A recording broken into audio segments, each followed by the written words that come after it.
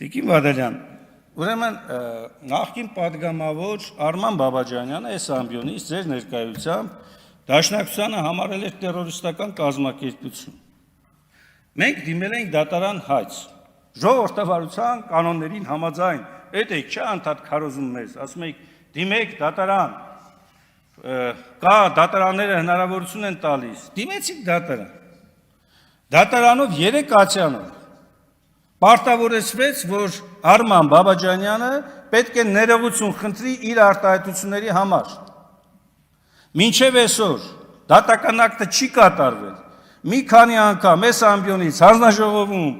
պարոն Վլադիմիր Վարդանյանը կվկայի, նաև գլխավոր դատախազին, քննչականի պատասխանատուներին, ասել ենք ինչի չի կատարվում այդ ակտը։ Ինչու չի կատարվում այն ակտը, որը օրինական ուժի մեջ մտած դատական ակտ է։